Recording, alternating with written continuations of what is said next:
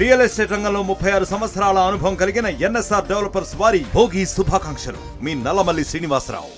కరీంనగర్ జిల్లా ఉమ్మడి జిల్లా వ్యాప్తంగా అభివృద్ధి సమీక్ష సమావేశం జరిగింది. మంత్రి ఉత్తమ్ కుమార్ రెడ్డి అధ్యక్షతన జరిగినటువంటి ఈ సమావేశంలో రసాబసాగా కార్యక్రమం జరిగింది. దీనిపైన డాక్టర్ సంజయ్ కుమార్ ఏ పార్టీ అని చెప్పి ప్రశ్నించడం జరిగింది. దానికి సంబంధించి ఆయన అడుగుదాం, ఒక్కసారి సంజయ్ కుమార్ని అడుగుదాం, ఒక్కసారి సంజయ్ కుమార్ ఏ విధంగా స్పందిస్తారు, దానికి సంబంధించి ఏ విధంగా మాట్లాడతారో చూద్దాం, ఒక్కసారి మాట్లాడదాం. దీనికి సంబంధించి ఏంటి అసలు సార్ సార్ కౌశిక్ రెడ్డి వ్యవహార శైలి ఎట్లా చూస్తారు మీరు? కౌశిక్ రెడ్డి వ్యవహరించిన రెడ్డికి నన్ను మాట్లాడే నైతిక హక్కు లేదు. అసలు బీఆర్ఎస్ పార్టీ వాళ్ళకి అసలే లేదు. ఎందుకంటే మీరు ఎట్లా ఫీల్ అవుతారా అంటే ఒక్కసారిగా బీఆర్ఎస్ పార్టీ నాయకులకు ముఖ్యంగా కౌశిక్ రెడ్డికి కావచ్చు, ఆయన కూడా వివిధ పార్టీల నుంచి వచ్చే బీఆర్ఎస్ పార్టీలకు వచ్చిండు. దీనిలో కాంగ్రెస్లో ఉండే, వైసీపీలో ఉండే. బీఆర్ఎస్ పార్టీ అసలు పార్టీ ఫిరాయింపులను ప్రోత్సహించింది బీఆర్ఎస్ పార్టీ. ఖచ్చితంగా నేను ఈ సందర్భంలో తెలియజేస్తున్నా, నేను కాంగ్రెస్ ప్రభుత్వం చేస్తున్న పనులకు ఈరోజు ఆకర్షిస్తున్నాయి. అభివృద్ధి చేసుకోవాలి జగిత్యాల నియోజకవర్గం అని.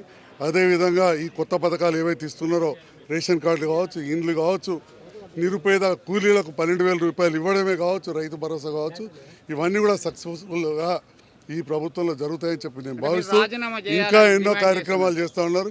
నేను రాజీనామా చేస్తామని ఉందో వాళ్ళు గతంలో దాదాపు 40 మందిని 4 పార్టీలకి చేర్చుకున్నందుకు ముందు కేటీఆర్ గారు, కేసీఆర్ గారు తెలంగాణ సమాజానికి లేదా రాజ్యాంగాన్ని రచించిన బిఆర్ అంబేద్కర్కు క్షమాపణ చెప్పి వాళ్ళందరూ రాజీనామా చేస్తే తప్పకుండా నేను కూడా రాజీనామా చేస్తాను.